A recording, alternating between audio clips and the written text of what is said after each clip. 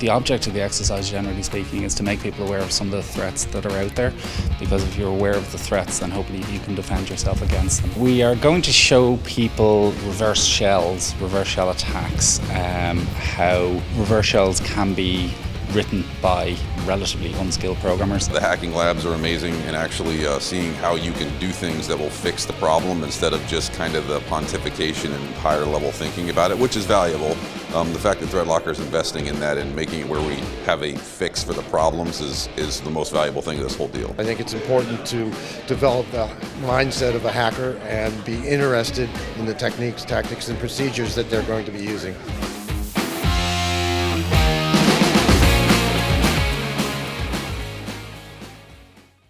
Good morning, everyone. Thank you for joining us. We're joined by Rob and Ivan. And honestly, I'm just going to sit here and watch this time. I think rather than me bullying Rob, Ivan's going to take a shot. I was going to say, this is going to be a pleasant surprise. So it's not going to be you doing mean things for me for a change. It's going to be Ivan doing mean things for me for a change. Yes. So I was doing mean things at Gartner yesterday, and I feel bad for poor Josh. So we're going to... we're going to do some extra cool mean things for this webinar. I hope. I don't know. I actually didn't get a chance to speak to Ivan. Ivan, have you got some cool stuff to show to Rob? Yeah, 100%. So basically what we're going to be doing is we're going to be exfiltrating the webcam. We're going to be taking screenshots, and then as a post-exfiltration method, we're going to be able to record his webcam and send it back to one of our C2 servers on the cloud. I hope I'm not doing anything embarrassing when he's doing this. Can we make his face redder? We could definitely edit it at the end. Just by way of introduction, obviously, I think everyone probably knows me and Rob, but I'm Danny Jenkins. I'm the CEO of ThreatLocker. Rob, Chief Product Officer, ThreatLocker. Ivan, who is on our ThreatLocker Ops team. And basically, your job every day is to try and break Ivan. So precisely. Yep. So he's missing his hoodie though today. He's really good at it too. He's really good at it. He's really good at breaking stuff. So, Ivan, do you want to go? How do you want to start this? You want to show us how you created the ducky, or we want to go straight into screwing at Rob's stuff? Yeah, I can explain how I went over the ducky. So we just created two Python binaries. We made them an executable. One of them records, the other one takes screenshot. We inject it into the ducky. So once the ducky is inserted into the machine, it'll open up PowerShell. From there, it'll download the binaries and it'll run them, and then it'll connect back to my C2 server. Very simple. So we should go ahead and demo it so everybody can see it. Before we begin, I just want to, because I think we've got quite a few new people on here today who maybe haven't seen a Rubber Ducky before. So I'm going to give a quick overview of what a Rubber Ducky is. I have one dismantled all over my desk and I can't find a full one. Oh, here's half of it. Rob's got a full one compiled. But essentially, it is a USB device that presents itself as a keyboard. Now, here's the thing. If you plug your USB device in and you block USB drives, it's not going to help you at all. Unless you block people being able to use keyboards on your computer, this sort of device will plug into your computer. When you plug it into your computer, it will type up to 1,000 words a minute, and it can pretty much do anything on your computer that you could do with a keyboard. So it could, for example, open PowerShell and run a PowerShell command. It would type it in, run it. It could exfil your data using PowerShell. It could change your wallpaper to something really embarrassing. It could open a web page or just rickroll you and play a lot of music. There's two variants of this. There is the traditional Rubber Ducky, and there is also an OMG cable. Do you have an OMG cable? Of course. And an OMG cable looks exactly like an iPhone cable or an Android cable. You can get various different variants. You can even get them without the Lightning connector. If you think, oh, I got the USB new phone, I'm safe now, you can get them the USB. I just realized I'm going to have to get a USB-C one because I got a new phone and I'm not going to be able to charge my phone with it anymore. Yeah, I'd recommend against it anyway, Rob. Hashtag first world problems. The OMG cable works exactly like an Rubber Ducky in that it sends keystrokes to your computer. The only difference is the attack doesn't happen on plugging it in. It happens later on from a wireless antenna. So it broadcasts a Wi-Fi signal. So if you go into your local hospital, don't do this. You plug in your OMG cable, and then you don't want the person to realize that you just plug something into their computer. You can go down later on and you can send a series of commands from your phone, which is really, really nice, rather than having to send them on insert. So with that information, Ivan, do you want to go ahead and show us what you've got in terms of the first ducky? 100%. In this case, Rob will be the victim machine, but I can show what it looks like over on the C2 side. So over here, we just SSH into one of our AWS machines, and this is the machine that will be receiving all the data. So Rob's victim machine will be relaying the data over to this machine. On the left-hand side, we're going to be able to receive that connection from the machine. On the top right-hand side, we're just watching a directory to find when those pictures and those videos are actually coming in. And on the bottom right-hand side, I'm going to expose a web server so we can actually view the images and download the images that we extracted from the victim machine. Okay, so Rob, you've sent him a ducky, have you? Was it appropriately mailed, like staff payroll or free? Well, see, this one's untitled at the moment. I haven't decided to put what on this one yet, but I will come up with something suitably clever to label it. Okay, so let's go. You've got the ducky, Rob. Are you going to plug in? I have the ducky, so I'm going to share my screen. So I'm going to take over for a moment, Ivan. My victim machine. So again, Rubber Ducky, going to plug it in. Now, I do want to say, completely obvious in advance, this hasn't been tested. Okay, we've had a bit of a hectic day here in London, so it completely hasn't been tested. So if it works, Ivan gets 100% of the credit because it's his creation. If it doesn't work, it's 100% my fault because I've been running around London like a lunatic all day. So here we go. Ducky's going to get plugged in. Not touching the computer. So, and we did slow this down, did we, Ivan, to allow typing? 100%. Yeah. Well, we've opened PowerShell right now, and we're going to type something into PowerShell automatically. We did slow it down and show a lot of things just so it's more of a visual process. We can do a lot of these things hidden, but for the webinar purposes, we want you guys to see the exploit. Okay, so we just ran a program there, did we? Yeah, that's actually a download. It's calling back to my C2 server and downloading the binaries that will actually extract the pictures from the victim machine. And you're doing this from hotel Wi-Fi, Rob? Yes. Fun. I like to live dangerously. That's actually sending back a connection to my C2 server. Now, you presumably will start seeing this coming through on Villain, Ivan? Yep. I hope. Yeah, I should. I indeed do have a connection back, yes. Okay, we'll get you to share your screen again in a moment. And now actually launches the binary. So you have a reverse shell, a fileless reverse shell using PowerShell, and then you have you have the program running, which is your webcam stealer. This is going to take screenshots. This should take about 9 to 10 screenshots of Rob's face. I just had a thought. Will this work when we're on a Zoom webinar when I'm recording with Zoom? We'll only find out one way. That is true. There is only one way to find out. Maybe I should turn my camera off in Zoom. I think it's already taken. It could be, yeah. The process could be taken. We'll see as soon as this uploads the files back. So what you're saying is, if you're on a Zoom webinar, people won't be able to see your face. It's not a bad thing. And what's this doing here, Ivan?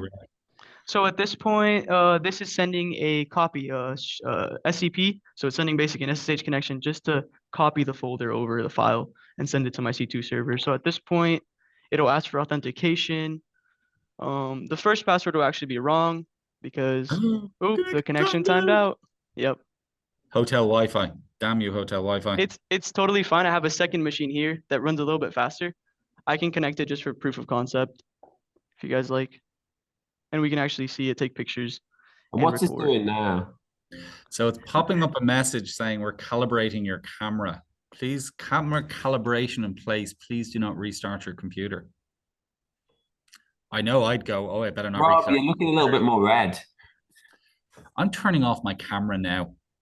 Do we want to swap over to you, Ivan, just in case? Yeah. Yeah, we could do that. Or at this point, I could try to go ahead and exfiltrate that video. So leave the ducky in. Every 20 seconds, it's going to loop and it's going to send back a connection. Hopefully, it actually receives a connection. If it doesn't, then I'll just connect it into my other machine. So do you want to stop sharing then and we'll share to Ivan's computer? So on the left-hand side here, we actually have a connection back. On the top right, obviously, we didn't get the files inserted from the victim machine. But if we go into Rob's machine, we now have control over it. And we cd into the directory that I injected the binaries into, which is public, pictures.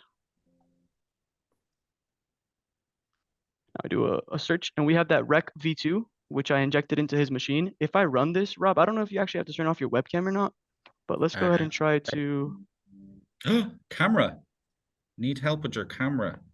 Oh, okay. I need to turn off my camera, so I'm going to do that in Zoom. Yeah, I just had error capturing frame. Okay. Sorry, everyone. I know you're going to miss my pretty face. Okay, camera's off and Zoom now, Ivan. Perfect. I just ran the executable again.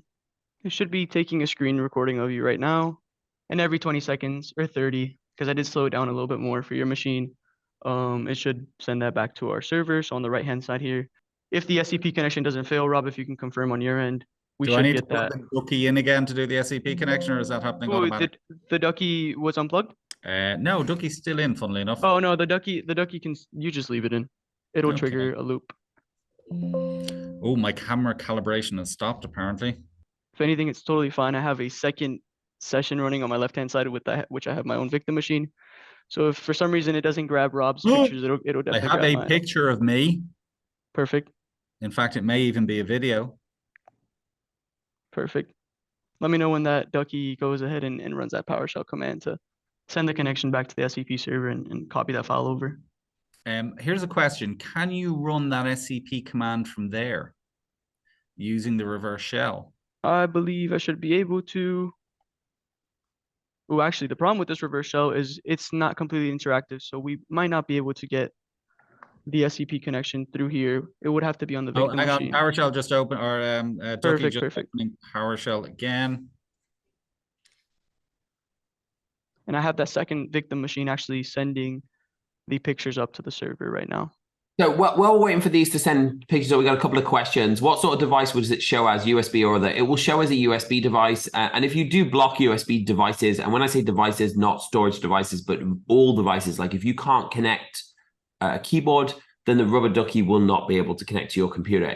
But if you can go down to PC World or CompUSA or wherever, Best Buy, or wherever you buy keyboards from nowadays, and plug in any USB keyboard, then you will be able to plug in a Rubber Ducky. Another cool thing that you can do is if you use a cheap keyboard, a cheap wireless keyboard with a cheap wireless dongle that isn't Bluetooth, you can actually go down. You don't need to get a Ducky. You can just go down to the local store, there's like 8 different frequencies they run on, find a keyboard that uses the same frequency, and actually just send the keystrokes directly from your keyboard sitting outside their office without even plugging something in. But if you do block keyboards, it will block it. However, the point of the Ducky is really just to demonstrate that existing software can be used. And in this case, we've used lots of different software. We've used PowerShell to download an executable. We've used PowerShell to actually create a reverse shell. And we've used a bunch of other tools. We've used SCP to transfer the files. SCP transfer the files. And these are all weaponization of existing tools. Technically, if you used a vulnerability such as Felina last year or various Office vulnerabilities or macro in Office, you could achieve the same thing. So I think I should have uploaded rec.avi, Ivan, although I did get an error message at the very end, so I'm not. Let's check it out. I do not have rec.avi, but on the victim machine on the left that I do have running, we can now see it's taking pictures of me. So it successfully executed. And now I'll actually try to run the rec.v2 exe, which is the one that's going to record.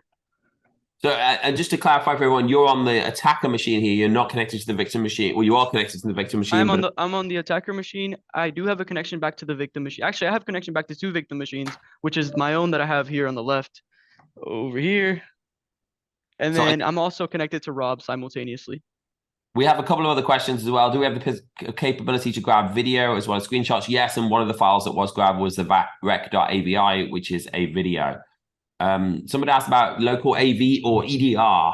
Should it, in theory, stop something executing from a USB device? The answer is depends. It depends if it's known bad or not. And also, even if you block USB devices, first of all, there is no program executing from a USB device here. The program is not on the USB device. The program is a keyboard.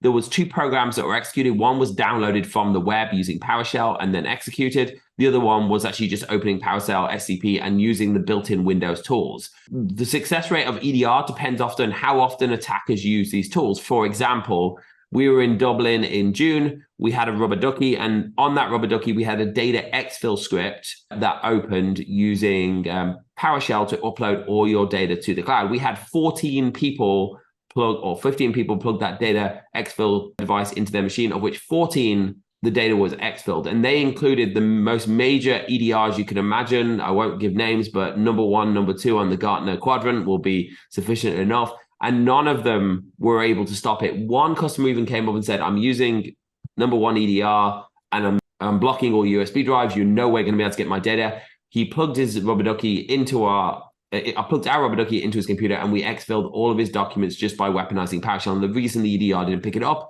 it was a good tool built into Windows, opened as far as the EDR was concerned manually by a keyboard and by a user on the computer, and they were just typing in a command. So AV EDR is not very efficient at stopping Rubber Duckies from exfilling data. It may be, if we use a no reverse shell command, it may be good at stopping that. If we use an unknown, less likely. Ivan, I'll hand back over to you for a second, see what we've managed to steal from your second computer.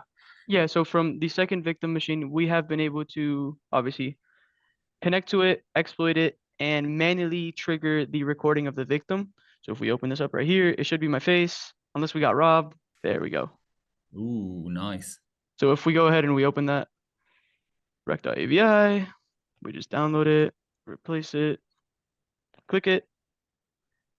It should now be my face. And the crazy thing about this is once I've gained persistence onto the machine, I can trigger this as many times as I actually want, and it'll automatically loop back and send that connection back to my C2 server and you relay look like that you're dancing from that angle, Ivan. Yeah. It does actually. Like He's you. popping. Yeah, like, gonna be music going on there. So Do interestingly enough have smiley faces screenshots on my. Can I share my screen for 1 second, Ivan? 100%. I presume this is from when you triggered it manually on my machine, but I do have pictures of me hanging around, so I'm guessing it was just the I like SCP. that one. Hmm? This one here. Yeah, the one where I look like a dog that's confused. I was like, I wonder, is it taking pictures of me? Apparently so. How often does it take those pictures, Ivan? Is it every couple of seconds? I can trigger it to take it as many times as I want, and then I just relay it back. Yeah. See, okay, so yes, it has been taking pictures of me. It may just have been unsuccessful in transferring them to you. So another question we have is, would ring fencing stop this? So let's break down the different things that happened here. So the first thing that happened, and tell me what I miss here, Ivan, is PowerShell was opened and PowerShell downloaded a file from the internet. So out of the box, ring fencing stops PowerShell from going out to the internet unless it's an explicitly trusted site. So that action would have been stopped. The next action was that I can try running it on my machine with ThreatLocker enabled. the next action was that, and we can try that too, Rob. The next action was it tried to run the executable that it downloaded. Now, assuming that it had been able to download the file, ring fencing would not stop the file from executing. It would have stopped it being downloaded, but application allow listing would have stopped the file from executing. So there's our second block using a zero trust approach. The third thing was, and I may get the order wrong, is we used PowerShell to create a reverse shell to Ivan's machine. Again, that would be stopped with ring fencing by ring fencing PowerShell. So I don't know if there's anything else I'm missing there that we would have stopped. No, yeah, that covered everything. And the beautiful thing is, through our threat intelligence, we've seen that APTs most of the time use these living off the land techniques. And these are things that don't get picked up by common EDRs.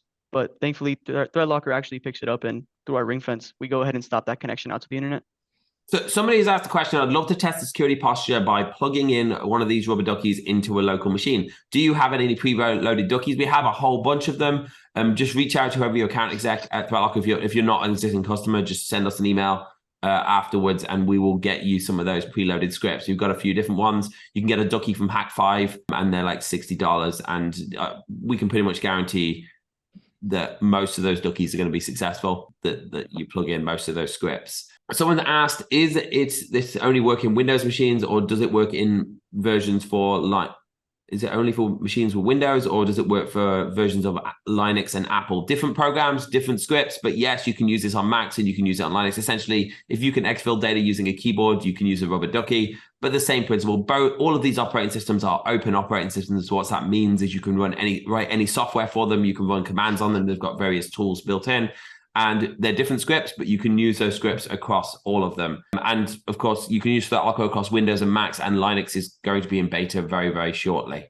I do have I have access to the unified audit here, which basically shows us all the things that we would have blocked. So it's quite a few more than, now obviously it wouldn't have got past the first stage, but you can see here from the unified audit, basically everything that we would have blocked. So the initial connection out with networking, which you can see here, obviously was PowerShell reaching out. You can see the executables trying to run, they would have been denied. There's obviously can we stop for a minute just to explain what this, because it says deny here, but obviously, and it says ring fenced, but it obviously wasn't denied. And maybe we can explain that for people who aren't ThreatLocker customers. Was in monitor only mode, so protection was not enabled at that stage. It was enabled just before that when I was testing it. Then I realized I had to turn it off to actually make it work. So it was actually blocked here. That's a red deny. That's something that we did block. These are green denies. These are something that we would have blocked if ThreatLocker was enabled. So the first here is PowerShell trying to reach out to the internet. As you said, we block PowerShell from accessing the internet by default. So it wouldn't have got any further than that. That was as far as the attack would have got. Then it tried to run the 2 executables. Again, it was able to do so because ThreatLocker wasn't enabled, but it would have been able to do that. Ivan, you can see here, it actually uses about 7 or 8 different Python DLLs, all of which would have been blocked had ThreatLocker been turned on.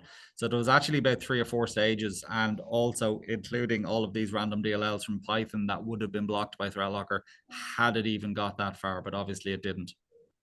So somebody asks, will Ivan be able to connect to our machine if we get a ducky from you? Well, that depends if you're running ThreatLocker in secured mode. But if you're not, 99% probability the answer is yes to that. Would any functions in the network module help here?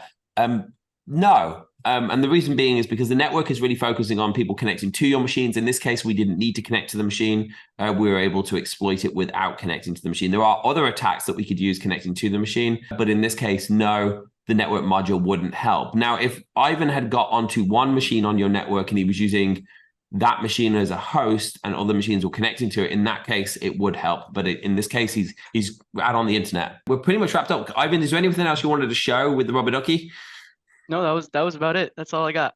Okay, guys, we have a whole bunch of other Rubber Ducky scripts and tools. We will be doing more webinars on this. Also, if you didn't check out Zero Trust World, we have a cybersecurity conference here in Orlando, Florida, February 26th to February 28th. It's really nice weather here in Florida. It's 70 to 80 degrees.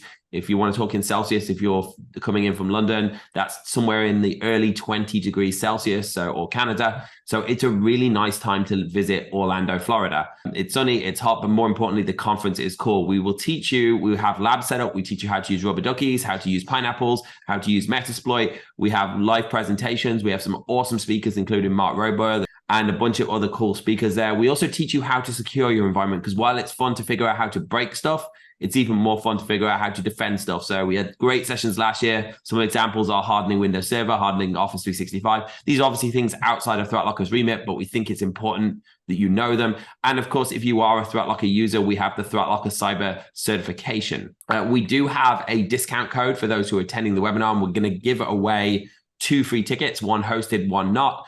Someone's going to post the discount code in the chat and a link, hopefully. So I'm going to leave that to friends in our marketing department. Spencer, if you don't mind posting that discount code in the chat. If you want to sign up for Zero Trust World, it is zerotrustworld.threatlocker.com. Buy a ticket there. They're normally $500. I think we have $200 off with the current discount code. If you want to get it free of charge, there is another way you can do that. When you attend Zero Trust World, if you pass our Cyber Hero certification test on site that uses the ThreatLocker product, you can do university and studying before that. And I strongly recommend you do study before you attend. Otherwise, you miss out on the party and the bar and all of the fun.